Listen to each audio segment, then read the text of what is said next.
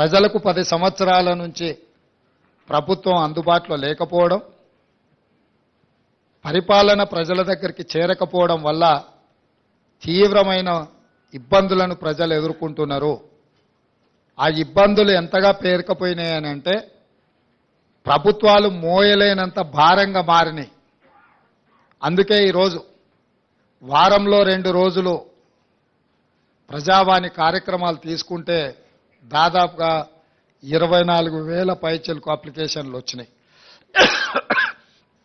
ఇందులో ప్రధానంగా భూమికి సంబంధించిన సమస్యలు, ఇల్లు లేని వారి సమస్యలు, లేకపోతే ప్రభుత్వం వైపు నుంచి అందించాల్సిన రాజీవ్ ఆరోగ్యశ్రీ లాంటి సమస్యలే ప్రధానంగా రావడం జరిగింది.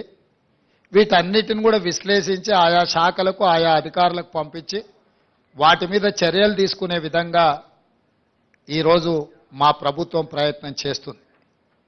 అందుకే నేను సహచర మంత్రులందరితో మాట్లాడినప్పుడు ప్రజల్ని ప్రభుత్వం దగ్గరికి రప్పించుకోవడం కాదు, ప్రభుత్వమే ప్రజల దగ్గరికి వెళ్ళడం ద్వారా ప్రజలకు న్యాయం జరుగుతుంది. ప్రజలకు హైదరాబాదు రావడానికి అవసరమైన ప్రయాణ ఖర్చులు కావచ్చు, లేకపోతే సమయము కేటాయించడం కావచ్చు, ప్రజలకు ఇబ్బందులు జరుగుతున్నాయి. కాబట్టి ప్రభుత్వాన్నే ప్రజల వద్దకు పంపిద్దాము. ప్రజాప్రతినిధులను ప్రజల మధ్యలో కలిసిమెలిసి ఏ ప్రజలు ఎన్నుకున్నారో ఆ ప్రజల దగ్గరికి పంపించడం ద్వారా గ్రామ సభలలో ఆ గ్రామాలలో ఎన్నికైన సర్పంచులు కావచ్చు, ఎంపీటీసీలు కావచ్చు, జడ్పీటీసీలు కావచ్చు, జిల్లా పరిషత్ చైర్మన్లు కావచ్చు, లేకపోతే ఎమ్మెల్యేలు కావచ్చు, మంత్రులు కావచ్చు, వీళ్ళందరూ కూడా గ్రామ సభల ద్వారా ప్రజల దగ్గరికి వెళ్ళినప్పుడు ప్రభుత్వమే ప్రజల దగ్గరకు వచ్చిందన్న భావన కలిగి ఈ ప్రభుత్వం మీద విశ్వాసం కలుగుతుంది. ఈ ప్రభుత్వం మా ప్రభుత్వం, ఈ ప్రభుత్వం ప్రజల ప్రభుత్వం, ఈ ప్రభుత్వం ప్రజల సమస్యల్ని పరిష్కరిస్తుందన్న విశ్వాసం ప్రజలల్లో నెలకొంటుంది. ఈ కార్యక్రమాన్ని విజయవంతంగా అమలు చేయడం ద్వారా, ఈ కార్యక్రమాన్ని విజయవంతంగా అమలు చేయాలి అనంటే వాళ్ళని ప్రజావాణి కార్యక్రమానికి ప్రజాభవన్కు రప్పించుకోవడం కాదు, ఇక్కడ ఉండే గతంలో ఘడీల ముందు ఘడీల లోపల జరిగిన పరిపాలనను గ్రామాలకు చేర్చాలన్న ఆలోచన మా ప్రభుత్వానికి వచ్చే ఈరోజు ఈ గ్రామ సభలను ఏర్పాటు చేయడం జరిగింది. ఈ ప్రజా పరిపాలన ద్వారా ప్రజల యొక్క సమస్యల్ని పరిష్కరించాలని ఈరోజు ఈ ప్రభుత్వం నిర్ణయం తీసుకున్నది. దానికి సంబంధించి ప్రజలు అది మహాలక్ష్మి పథకం కావచ్చు, గృహజ్యోతి కావచ్చు, ఇందిరమ్మ ఇండ్లు కావచ్చు, రైతు భరోసా కావచ్చు, ఏ సంక్షేమ పథకమైనా ప్రజలకు చేరాలి అనంటే నిజమైన అర్హులైన లబ్ధిదారుల వివరాలు ప్రభుత్వం దగ్గర ఉండాలి. అప్పుడు మేము టార్గెట్ పెట్టుకొని పనిచేయడానికి ఉంటుంది. ఫర్ ఎగ్జాంపుల్ 500 రూపాయలకు సిలిండర్ కావాలి అని ఈ కార్యక్రమంలో ఒక 50 లక్షల అప్లికేషన్లు వచ్చినాయి అనుకోండి. అప్పుడు మాకు ఒక లెక్క తెలుస్తుంది, మేము 20 లక్షలు ఇచ్చినామా, మేము 30 లక్షలు ఇచ్చినామా, మేము 50 లక్షలు ఇవ్వగలిగినామని. ఇందిరమ్మ ఇళ్ల కోసం వచ్చిన దరఖాస్తులు, ఇల్లు లేని పేదలు ఎంతమంది ఉన్నారో మాకు లెక్క తెలిసినప్పుడు మేము ఆ టార్గెట్ను రీచ్ అవ్వడానికి 100% మేము అహర్నిశలు కృషి చేయడానికి ఉంటుంది. ఇట్లా ప్రతి సంక్షేమ పథకానికి ప్రజలు అర్హులు దరఖాస్తు పెట్టుకున్నప్పుడు అందులో ఎన్ని పరిష్కరించినామో మాకు తెలిస్తే ఇంకెన్ని పరిష్కరించాల్సిన అవసరం ఉందో మా బాధ్యత మేము గుర్తు చేసుకోవడానికి అవకాశం ఉంటుంది. అందుకే ఈ కార్యక్రమాన్ని ఒక మంచి ఉద్దేశంతో ప్రజలకు మేలు చేయాలన్న ఆలోచనతోటి డిసెంబర్ 28, 2023న ప్రారంభమయ్యి జనవరి 6, 2024 వరకు కొనసాగుతుంది. మండలాల వారీగా ప్రతి మండలాన్ని 2 గ్రూపులుగా విడగొట్టి ఒక గ్రూప్కి ఎంఆర్ఓ గారు, ఇంకొక గ్రూప్కి ఎంపీటీఓ గారు బాధ్యత వహిస్తారు. అదేవిధంగా ప్రతి అధికారి రోజుకు 2 గ్రామాలను సందర్శిస్తాడు. ఉదయం 8 గంటల నుంచి 12 గంటల వరకు ఒక గ్రామంలో గ్రామ సభ జరిగితే మధ్యాహ్నం 2 గంటల నుంచి 6 గంటల వరకు ఇంకొక గ్రామంలో గ్రామ సభ జరుగుతుంది. ఆ విధంగా అన్ని గ్రామాలను, అన్ని మున్సిపల్ వార్డులను కవర్ చేయడం. ఒకవేళ జనాభా ఎక్కువ ఉన్న గ్రామాలలో అక్కడ కౌంటర్స్ ఎక్కువ తెరిచే ఏర్పాటు చేస్తున్నాం. మహిళలకు, పురుషులకు కూడా సపరేట్గా కౌంటర్స్ పంపిస్తున్నాం. ఇదే కాకుండా డిసెంబర్ 28 నుంచి జనవరి 6 తారీఖు వరకు గ్రామ పంచాయతీలల్లో గ్రామ కార్యదర్శి లేకపోతే అంగన్వాడీ టీచర్లో ఎవరినో పెట్టి అక్కడ అప్లికేషన్లు పెట్టి ఒకవేళ గ్రామ సభలో అప్లికేషన్లు ఇవ్వలేకపోయిన వాళ్ళు గ్రామ పంచాయతీలో కూడా ఈ పని దినాలలో ఇచ్చుకునే విధంగా కూడా ఏర్పాట్లు చేస్తున్నాం. ఎందుకనంటే ఈ రోజు తప్పితే మళ్ళీ అవకాశం గ్రామ పంచాయతీలలో ఏర్పాట్లు చేస్తున్నాం. అదేవిధంగా భవిష్యత్తులో కూడా నిజమైన లబ్ధిదారులు ఎవరైనా అప్లికేషన్ పెట్టుకోకపోతే తర్వాత ఎంపీడీఓ ఎంఆర్ఓ ఆఫీసులలో కూడా వాళ్ళు ఇవి తీసుకెళ్లి ఇచ్చుకునే అవకాశం కల్పిస్తాం. ఎందుకనంటే ఈ వారం రోజులు దాటితే మళ్ళీ అప్లికేషన్ పెట్టుకోవడానికి అవకాశం ఉందో లేదో, మాకు వస్తుందో రాదో, ఈ ఒకవేళ అప్లికేషన్ పెట్టకపోతే రాదేమో అన్న ఆందోళన చెందాల్సిన అవసరం లేదు. ఈ స్పెషల్ డ్రైవ్ ఎందుకంటే మీ గ్రామాలకే ప్రభుత్వాన్ని పంపించాలన్న ఆలోచనతోటి మీ గ్రామంలోనే మీరు ఎక్కడికి వెళ్లాల్సిన పని లేదు, మీరు ఎవరిని కలవాల్సిన పని లేదు, మీరు ఎవరి కోసమో ఎదురు చూడాల్సిన పని లేదు. ప్రభుత్వమే మీ దగ్గరకు వచ్చింది, మీ గ్రామానికి వచ్చింది, మీ వార్డుకు వచ్చింది, మీ మధ్యలో ప్రభుత్వం ఉంది. ఈ ప్రభుత్వం మీది, మీకోసమే ఏర్పడ్డ ప్రభుత్వం. అందుకే మీ దగ్గరికి రావాలన్న జవాబుదారీతనంతో గ్రామ సభలు ఏర్పాటు చేయడం ద్వారా ఈ ప్రభుత్వాన్ని గ్రామాలకు పంపిస్తున్నాము. గతంలో గడీల మధ్యలో జరిగిన పరిపాలనను గ్రామాల మధ్యకు తీసుకొచ్చి గ్రామ సభలు పెడతామని ఎన్నికల కంటే ముందు మేము మాట ఇచ్చినాం. ఆ మాట నిలబెట్టుకోవడానికి 100% మేము ప్రయత్నం చేస్తున్నాం. డిసెంబర్ 7 తారీఖు నాడు మేము బాధ్యత తీసుకుంటే జనవరి 7 తారీఖు లోపలనే ఈ లబ్ధిదారుల యొక్క వివరాలన్నీ సేకరించే ప్రయత్నాన్ని మా ప్రభుత్వం పూర్తి స్థాయిలో మేము పని చేస్తున్నాం. మీడియా మిత్రులకు కూడా నా సూచన, పూర్తిగా సహకరించండి. ఇది ప్రజల మేలు కోసం, ప్రజల బాగు కోసం, నిస్సహాయులకు సహాయాన్ని అందించడం కోసం తీసుకొస్తున్న పథకము. దీన్ని ప్రజలందరికీ చేరేసే విధంగా మీరు మీ బాధ్యతను నెరవేర్చండి. మీరు మేము కలిసి పనిచేస్తే ప్రభుత్వం యొక్క పథకాన్ని ప్రజలకు చేరవేయాలంటే అనుసంధానకర్తలుగా వ్యవహరించాల్సింది మీడియా మిత్రులే. ప్రజలకు ప్రభుత్వానికి మధ్యలో వారధిగా నిలబడండి. ఈ సమస్యల పరిష్కార సారథులుగా మారండి. ఈరోజు ఇక్కడ ఈ సచివాలయంలో లోపలికొచ్చి పత్రికా సమావేశాన్ని పెట్టుకోగలుగుతాం. మీరు మంత్రులతోని, ముఖ్యమంత్రులతోని కూర్చోగలుగుతారని మీరైతే భావించినరో లేదో కానీ ప్రజాప్రతినిధులుగా మేమే ఈ లోపలికి రాలేక పోలీసులు అడ్డుకుంటే అట్నుంచి అటే వెళ్ళిపోయినాం. మరి మీకు ఆ మార్పు కనిపిస్తుందో లేదో నాకు తెలియదు. ఖచ్చితంగా ఆ మార్పును మీరు చూస్తున్నారు. భవిష్యత్తులో ఇక్కడ ఇదే హాల్లో పూర్తి స్థాయిలో మా మంత్రివర్గ సహచరులు, ఉప ముఖ్యమంత్రి గారు, మేము కానీ ప్రభుత్వం వైపు నుంచి అధికారిక కార్యక్రమాలు ఏమైనా చేపట్టినప్పుడు ఇక్కడనే పత్రికా సమావేశాన్ని ఏర్పాటు చేయడానికి ఒక మీడియా కాన్ఫరెన్స్ హాల్ కూడా క్రియేట్ చేయమని చెప్పి మా చీఫ్ సెక్రటరీ గారికి మేము ఆదేశాలు ఇవ్వడం జరిగింది. తొందరలోనే ఇక్కడ మీడియా మందిరం ఉంటుంది. మేము స్వేచ్ఛనిస్తాము. మీరు దాన్ని దుర్వినియోగం చేయకుండా అందరూ సహకరించాల్సిందిగా, ఈ కార్యక్రమాన్ని ప్రజల దగ్గరికి తీసుకెళ్లాల్సిందిగా. మాకు తెలుసు ఢిల్లీలో కూడా నిన్న మీడియా మిత్రులు కలిసి వినతి పత్రం ఇచ్చారు. మీ సమస్యలు కూడా చాలా ఉన్నాయి, చాలా కాలం నుంచి పేరుకపోయినాయి. తొందరలోనే వాటన్నిటి మీద కూడా దృష్టి పెడతాము. ఎవరూ ఆందోళన చెందాల్సిన పని లేదు. ఈ ప్రభుత్వం మీది, మీకోసం పనిచేస్తుంది, ప్రజల కోసం పనిచేస్తుంది. ప్రజలకు పనిచేసే విధంగా మీరు మాకు సహకరించాల్సిందిగా కోరుకుంటున్నాను. అదేవిధంగా నిన్నో మన్నో ప్రజావాణి కార్యక్రమానికి కాడబిడ్డ వచ్చింది. అక్కడ విజయవంతం అవ్వడం మొదలుపెట్టింది. భవిష్యత్తులో కూడా ఈ కార్యక్రమాన్ని ముందుకు తీసుకెళ్తాం. ప్రారంభంలో చిన్న చిన్న అంశాలు ఏమన్నా ఉన్నా మీడియా మిత్రులందరూ కూడా ఇది మీ బాధ్యతగా భావించి దాన్ని బాగా ముందుకు తీసుకెళ్లడానికి సహకరించాల్సిందిగా కోరుకుంటూ, ఇంకా 99,999 కోట్ల రూపాయలు కేటీఆర్ దగ్గర ఉన్నాయి. 1,00,000 కోట్ల సంపాదనలో 1,00,000 పోయినా మిగతాది ఉంది కాబట్టి మిగతాయి కూడా పంచాల్సిన పరిస్థితి, పంచిపించాల్సిన గత్యంతరం లేని పరిస్థితి వాళ్లకు కల్పిస్తాం. తప్పకుండా పంచక తప్పదు.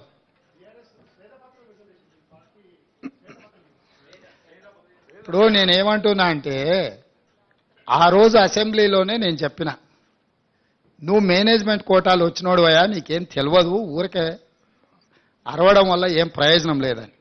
మొత్తం సభ నడిచిన తీరు మీరు చూసిరు కదా.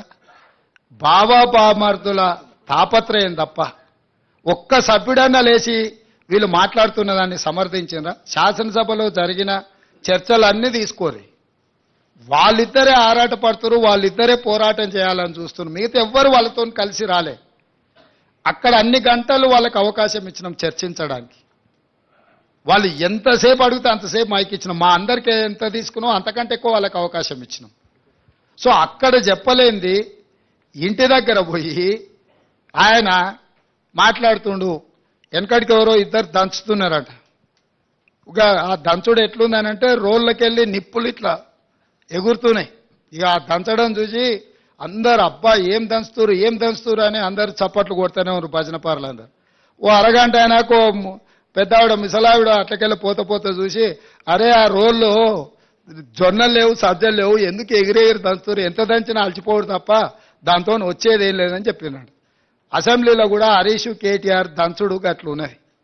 ఆడ విషయం లేదు. ఎగిరెగిరి దంచినా ఎగరకుట్ట దంచినా ఆడున్నది అంత గంతే. మేము ఉన్న వాస్తవాలు అక్కడ బయట పెట్టినాం.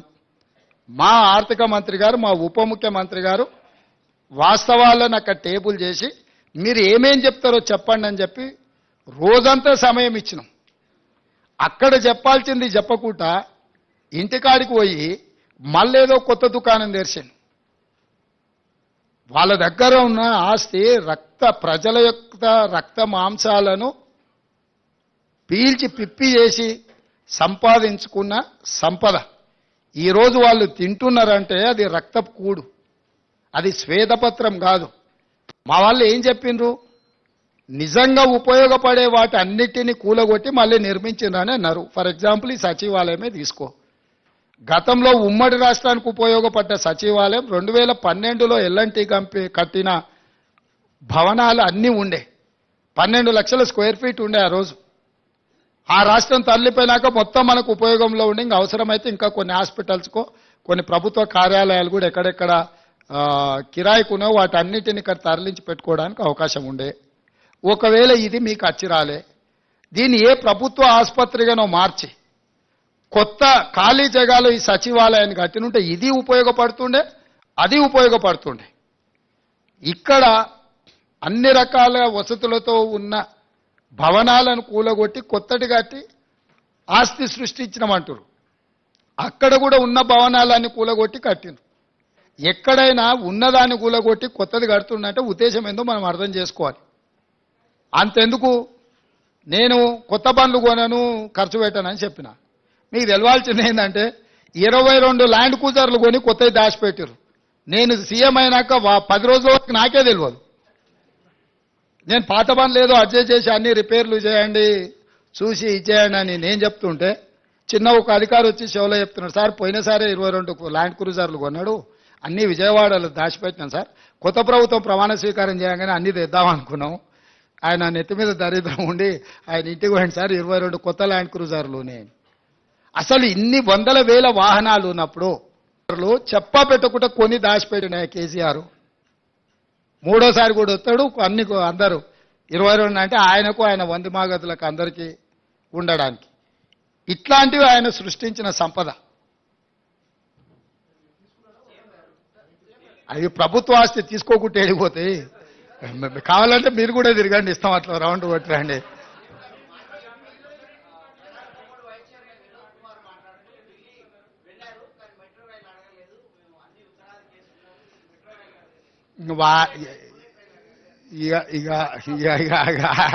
ఆయన ఒకసారి పోయి అద్దంలో మొహం చూసుకొని వచ్చి మళ్ళీ ఇట్లాంటి మాటలు మాట్లాడడం.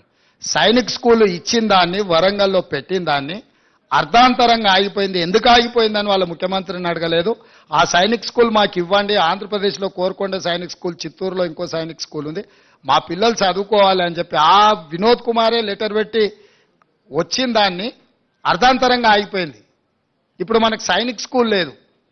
ఆ విషయం ప్రస్తావించని వినోద్ కుమార్ గారు ఐటీఐఆర్ కారిడార్ వెనక్కిపోతే ఎందుకు పోయిందని అడగలేని వినోద్ కుమార్ వచ్చి ఇంకా ఈ రోజు వచ్చి మాకు బుల్లెట్ ట్రైన్ గురించి మాకు శుద్ధులు చెప్తున్నాడు.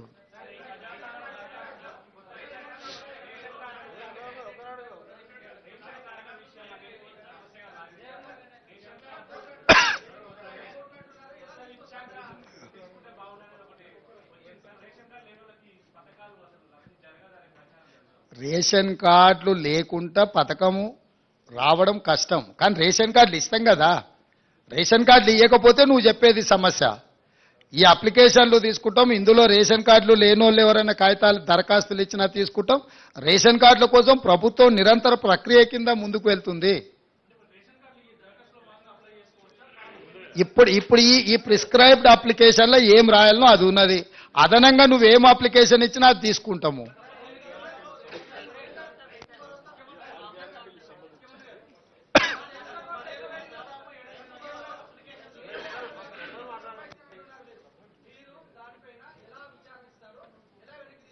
ఏంటిది?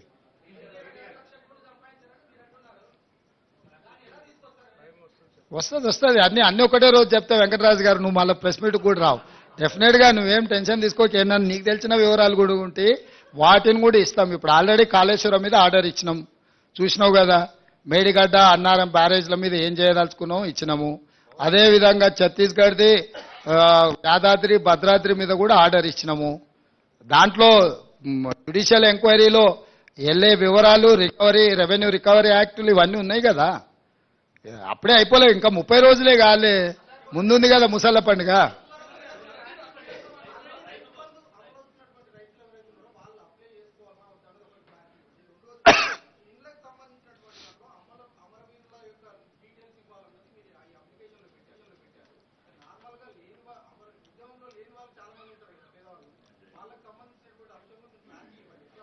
ఇప్పుడు అందులో ఇచ్చిన క్లారిటీ చదువుకొని అవి దాని తర్వాత ఏమైనా సమస్యలు వస్తే డెఫినెట్గా వాటి అన్నిటిని కూడా పరిష్కరించే బాధ్యత చేస్తాం. ఇప్పుడు అదే చెప్తున్నాం, 30 రోజులే కాలేదు. ఈ రోజు ఏమేమి అడుగుతున్నాం ఆ వివరాలు ఇవ్వండి. అవి కాకుండా మిగతా సమస్యలు వాళ్ళు విజ్ఞాపన పత్రాలు ఇచ్చుకోవడానికి సపరేట్ కౌంటర్ పెట్టినాం అక్కడ. ఆ కౌంటర్లో మీరు ఏమి ఇచ్చినా తీసుకుంటే, ఇప్పుడు ప్రజావాణిలో ఎట్లయితే తీసుకుంటున్నామో గ్రామ సభలలో రేషన్ కార్డు లేని వాళ్ళు కావచ్చు, ఇతరత్ర సమస్యలు ఉన్నవాళ్ళు కావచ్చు, లేకపోతే వాళ్ళ భూమి విషయంలో వారసత్వంగా ఒకవేళ బదిలీ కాని సమస్యలు ఉండొచ్చు. ఏం సమస్యలు ఇచ్చినా కూడా అక్కడ దరఖాస్తు తీసుకుంటాము. ఇప్పుడు నీకేం సమస్య ఉన్నదో నేను కొన్నిసార్లు గుర్తించాను, నువ్వు రాసిస్తే ఆ సమస్యను సంబంధిత అధికారులు విచారణ చేస్తారు, వాటి ద్వారా పరిష్కారం చూపిస్తాం.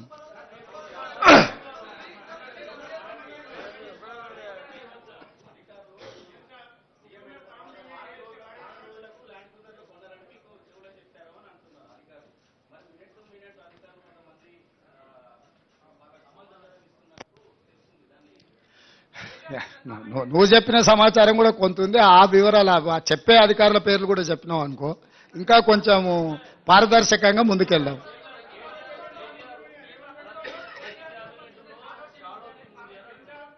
మంచిదే కదా, షాడో టీం ఎందుకు? నిన్నటి వరకు మీరే మంత్రులు కదా. నిన్నటి వరకు మీరు మంత్రులు చేసిన వాళ్ళు మీ దగ్గరనే ఉన్నారు కదా, ఓడినా గెలిచినా.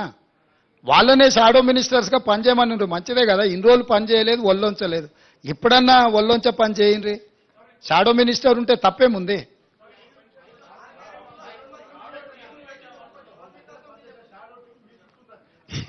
నేనేమంటున్నానంటే అధికారం విడ్రాయల్ సిమ్టమ్స్ అనేది తెలుసు కదా. అంటే మా కొడంగల్ ప్రాంతంలో లేకపోతే నారాయణపేట ప్రాంతంలో కొన్ని ప్రాంతాలలో కల్తీ కళ్ళు ప్రభావం కొంచెం ఎక్కువ ఉంటుంది. మత్తు కళ్ళు అంటారు కదా, మందుకళ్ళు తాగినోడు సడన్గా మందుకళ్ళు దొరకకపోతే ఆ పిచ్చి పిచ్చి చేష్టల్ని తట్టుకోవడానికి కుటుంబ సభ్యులే మంచాన్ని కట్టేస్తారు తాళ్ళు పెట్టి. అధికారం పోయిన విడ్రాయల్ సిమ్టమ్స్ తోని కేటీఆర్ అట్లా మాట్లాడుతుండు. కొంతకాలం అతన్ని తాళ్ళు పెట్టి మంచాన్ని కట్టాల్సిన పరిస్థితి ఉంటుంది.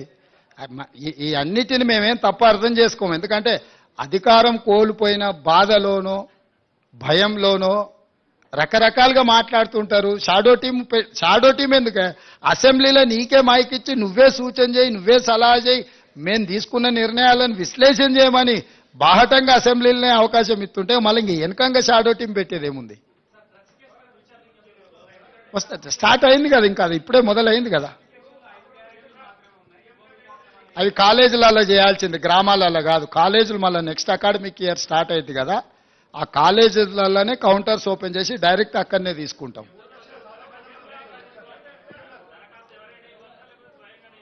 ఎవరైనా ఇవ్వచ్చు, దాంట్లో వివరాలు రాసినాయి కదా. ఇప్పుడు తల్లుంటే కొడుకియొచ్చు, లేకపోతే పక్కింటోళ్ళు కూడా తెచ్చియొచ్చు. మీలాకటి వాలంటీర్స్ కూడా గ్రామంలో ఇల్లు తిరిగి రాసుకొచ్చి ఇచ్చినా కూడా తీసుకుంటాం.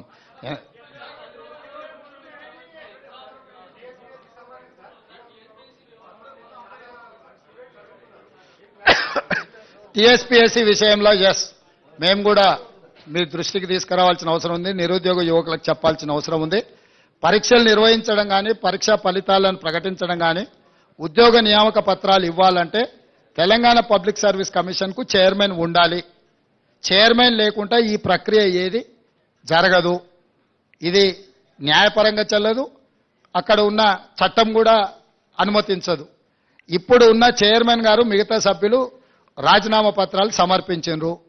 గతంలో గవర్నర్ గారికి వచ్చిన ఫిర్యాదుల మేరకు వారు కొన్ని నిర్ణయాలు తీసుకోవడానికి రాష్ట్రపతి అనుమతి అడగడము, రకరకాల వివిధ స్థాయిలలో అవి పెండింగ్లో ఉన్నాయి.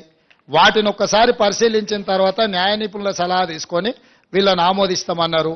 కొత్తగా చైర్మన్ సభ్యులను నియమించుకొని పారదర్శకంగా నిర్దిష్టంగా నియామకాలు జరుగుతాయి. ఎవరు ఏ గందరగోళ పడాల్సిన అవసరం లేదు, ఏ విద్యార్థులు ఆందోళన చెందాల్సిన అవసరం లేదు.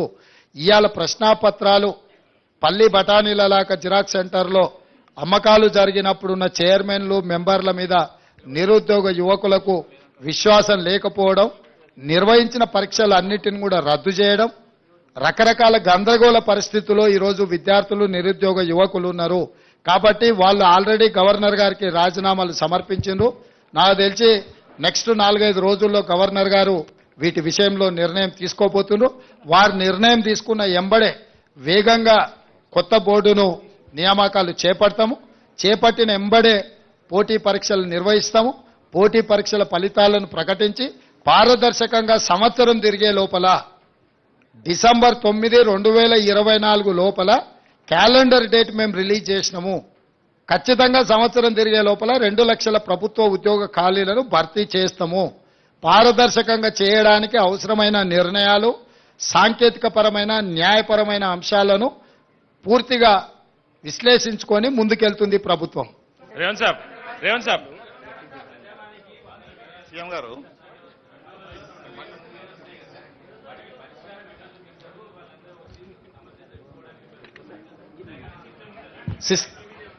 సిస్టమ్ ఉన్నది. ఆల్రెడీ దరఖాస్తులు తీసుకుంటున్నాం, వాళ్ళని డిజిటలైజ్ చేస్తున్నాం, వాళ్ళకు ఒక నెంబర్ ఇస్తున్నాం, ఆ నెంబర్ వాళ్ళ మొబైల్కు పంపిస్తున్నాం, సంబంధిత శాఖలకు పంపిస్తున్నాం. అక్కడ ఒక ఐఏఎస్ ఆఫీసర్ని మొత్తం వ్యవస్థనే ఏర్పాటు చేసినాం. నిరంతరం ప్రజావానికి వచ్చే సమస్యల యొక్క పరిష్కారానికి తీసుకోవాల్సిన చర్యల కోసం ప్రత్యేకమైన అధికారులను ఒక ఐఏఎస్ ఆఫీసర్ని పెట్టినాం. వారి కింద సిబ్బందిని కూడా నియమించినము.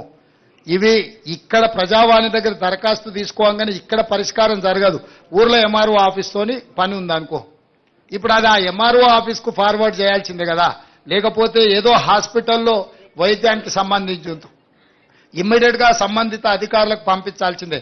క్రోడీకరించి సంబంధిత అధికారులకు పంపించి ఆ వినతి వాళ్ళ యొక్క విజ్ఞాపన పత్రం ఎక్కడుందో దాన్ని కనుక్కోవడానికి కూడా దానికి ఒక విధానాన్ని ఏర్పాటు చేసినాం. దాన్ని ట్రాక్ చేయడానికి కూడా ట్రాకింగ్ సిస్టమ్ పెట్టినాం. సో ఏ అధికారి దగ్గర వాళ్ళ కంప్లైంట్ పెండింగ్ ఉందో దాని స్టేటస్ ఏందో తెలుసుకోవడానికి కూడా సాంకేతికంగా వాటన్నిటిని కూడా డిజిటలైజ్ చేసినాం. ప్రతి దరఖాస్తును క్షుణ్ణంగా పరిశీలిస్తాము. ప్రభుత్వం పరిష్కరించగలిగిన వాటిని 100% పరిష్కరిస్తాం. ఏదైనా పరిష్కారం లేకున్నా దరఖాస్తుదారుకు చెప్తాం.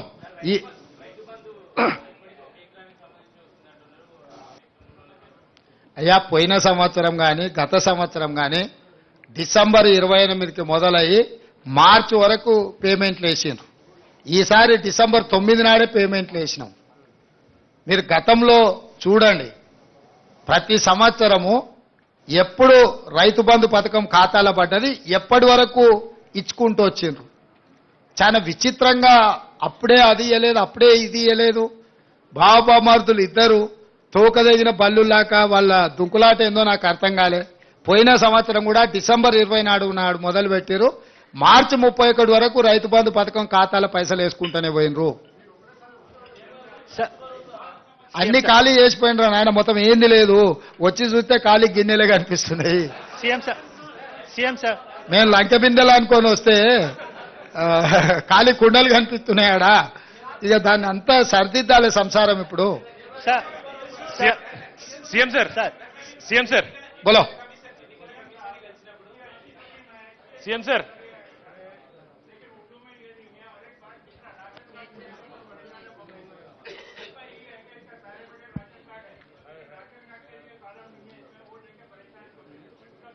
नहीं नहीं, उर्दू उर्दू में है। जो ग्रेटर हैदराबाद में जहां जहां उर्दू पढ़ सकते हैं, लिख सकते हैं, वो एरिया में उर्दू का एप्लीकेशन अलग बनाए। हमारा जीएचएमसी कमिश्नर उसके लिए अलग काउंटर भी बनाए। जो भी राशन कार्ड नहीं है, रेशन कार्ड भी देने के लिए एप्लीकेशन ले रहे। जिसका जिसका रेशन कार्ड है, जिसका जिसका वो आधार कार्ड है, वो जिसका जिसका घर का जरूरी है, जो भी जरूरी है उसमें लिखा दे। अगर उसमें नहीं है तो भी दूसरे भी अगर दरखास्त रखे तो दरखास्त लेने के लिए भी दूसरे काउंटर लगवाए। कोई चिंता करने का जरूरी नहीं है। 8 दिन हर वार्ड में, म्युनिसिपैलिटीज में हर वार्ड में काउंटर रहेगा 10 बजे से लेकर 5 बजे तक। हम लोग सरकार को गांव गांव में भेजने के लिए कोशिश कर रहे हैं। सरकार जिस दिन गांव को गया, अगर वहां पर कोई नहीं है तो भी बाद में ग्राम पंचायत में जा सकते, नहीं तो म्युनिसिपैलिटी में म्युनिसिपल वार्ड को जा सकते। उसके अलावा भी तहसीलदार का ने दरखास्त दे सकते। कोई किसी को नुकसान पहुंचाने का काम अपना सरकार नहीं करेगा। जो जो जिसको जिसको जरूरत है सबको मिल जाएंगे। CM sir, CM sir, sir इससे CM sir, Roshan Ali. Sir,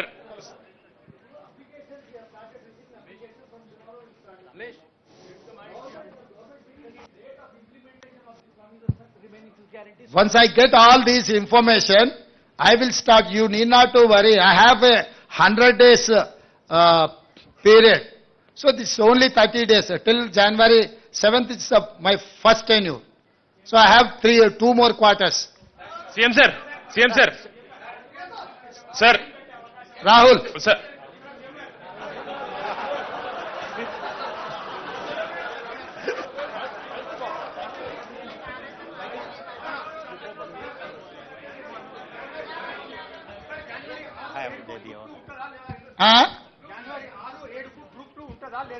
దాని మీద ఇంకా సమీక్షించి నిర్ణయం తీసుకుంటాం. డెఫినెట్ గా రాహుల్ చెప్పింది మా దృష్టికి వచ్చింది. డెఫినెట్ గా మా అధికారులతో మాట్లాడి నిర్ణయం తీసుకుంటాం.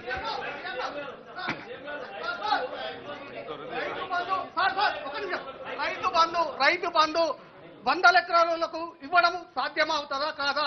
రైతు బంధు ఎన్ని ఎకరాల వరకు ఇస్తారు? వాస్తవానికి 100 ఎకరాలు ఉన్న వాళ్ళకు రైతు బంధు అవసరమా? మీ సూచన ఏంది? సార్ 100 ఎకరాలు ఉన్న వాళ్ళకి ఇవ్వద్దు, మినిమం లిమిటెడ్ పెట్టండి. చీఫ్ సెక్రటరీ గారు వారి పేరు, వారు ఇచ్చిన సూచన రాసుకోండి, ఎగ్జామిన్ చేద్దాం. Sir sir hello CM sir Pramod, CM గారు ఇంకొక ఒక ప్రశ్న. ప్రమోద్. సీఎం గారు,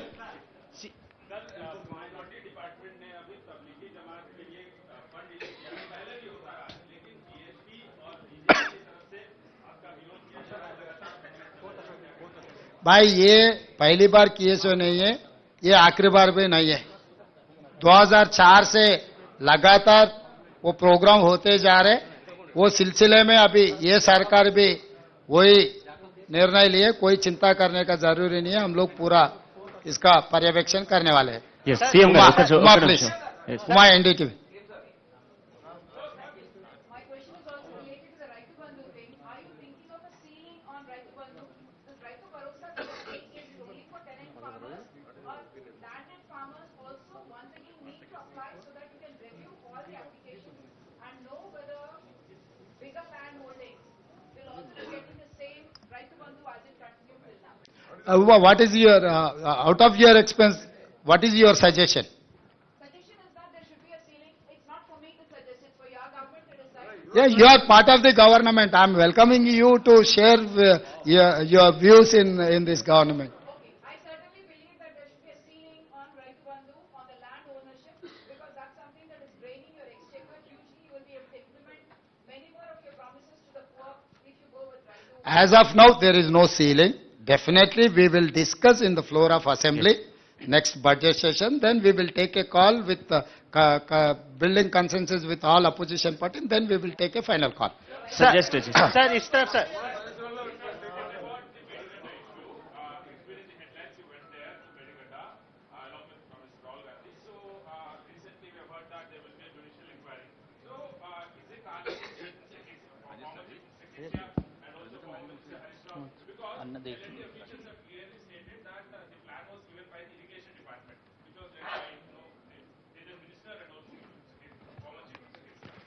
तो ये यहाँ हर आदमी, चार्लेस ओबराज भी आप कुछ पूछे तो वो बोलेगा कि मैं कुछ नहीं किया, मैं ऐसे गुनाह कुछ भी नहीं किए, मुझे छोड़ दो, ऐसी कहता है।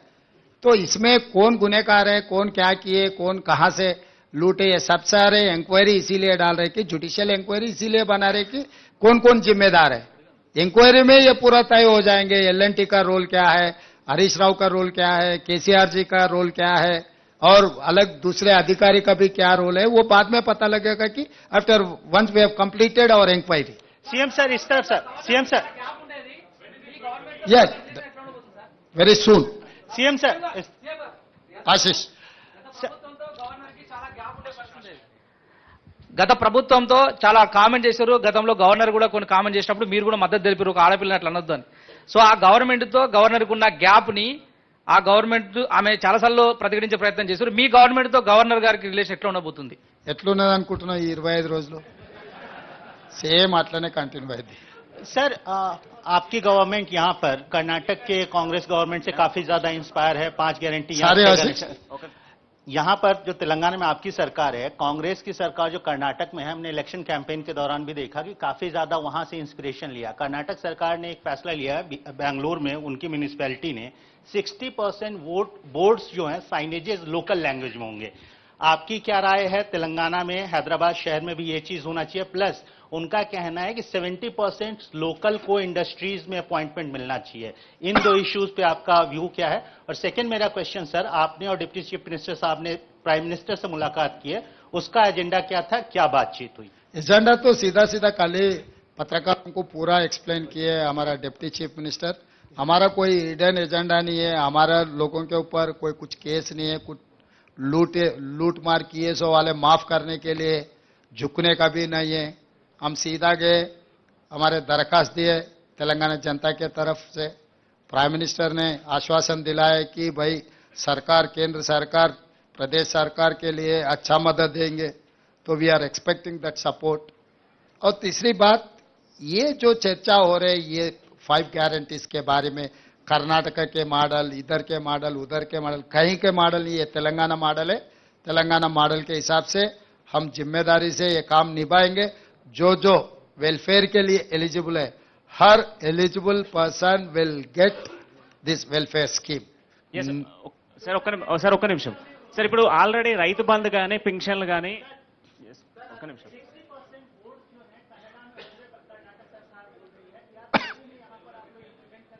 अरे भाई, हमेशा यहाँ पर 90% तेलुगु में बोर्ड है. We need not to worry about Telugu, Urdu, English, क्योंकि हर दुकान में मैं जो देखते जाता हूँ तेलुगु में है.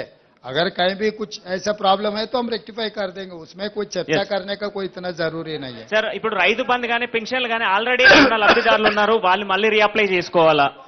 సార్ 1 సెకండ్ సీఎం గారు, ఏంటి పింఛన్ మళ్ళీ ఆల్రెడీ reapply డాటాలు చేసుకోవాలా? ఉన్నారా నాయన? దాంట్లో ఎవరు కావాల్సిన్నా వాళ్ళు ఎవరు అప్లికేషన్ ఎవరికైతే కావాలనో వాళ్ళని అప్లికేషన్ పెట్టుకో అని చెప్పినాం. వాళ్ళు ఎవరు అవసరమైతే వాళ్ళు అప్లికేషన్ పెట్టుకుంటారు. దాంట్లో నీకెందుకు కన్ఫ్యూజన్ ఉందో నాకు అర్థం కాలేదు. సీఎం సార్, సీఎం గారు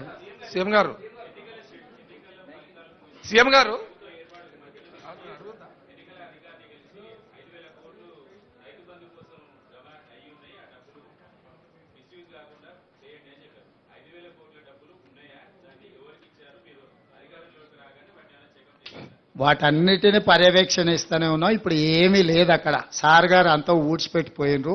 తూడ్చిపెట్టిండు ఊడవడమే కాకుండా చాలా డ్రైగా ఉన్నది. వాటన్నిటిని కూడా సమీక్షిస్తున్నాం. అందుకే కేంద్రం నుంచి రావాల్సిన నిధుల కోసం కూడా అక్కడికి వెళ్ళి కలిసినాము. వాటన్నిటిని పర్యవేక్షించుకొని అందుకే మీకు శ్వేతపత్రం ఇచ్చినాం.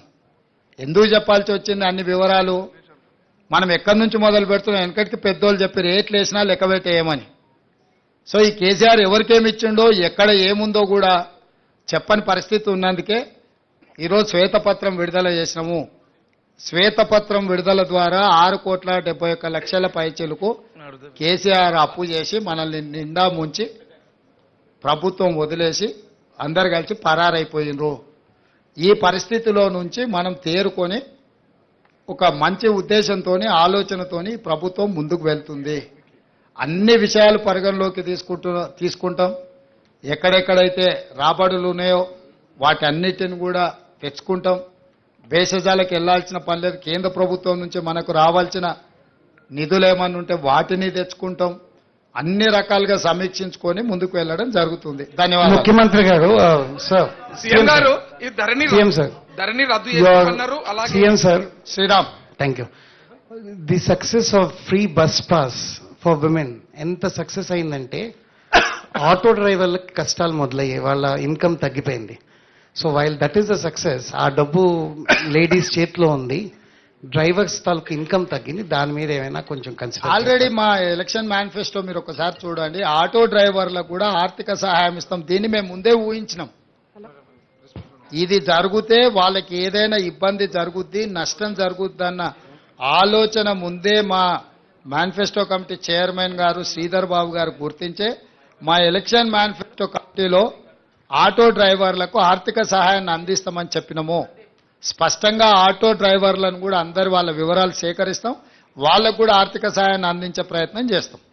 सर आपकी सरकार ने बीआरएस गवर्नमेंट पे ये आरोप लगाया है कि they have made this state a dead ridden state, तो आप इसको कैसे सरप्लस करेंगे और साथ ही साथ जो लोन्स लिए हैं उसको आप कैसे फिर से वापस प्रॉपर स्टेट में लाएंगे? जो मिसयूज करना छोड़ दिए तो स्टेट सरप्लस हो जाएगा.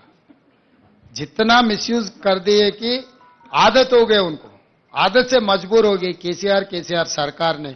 पिछले सरकार जो भी रिसोर्सेस है मिसयूज करने में उन लोगों का ध्यान है, मिसयूज के अलावा करप्शन.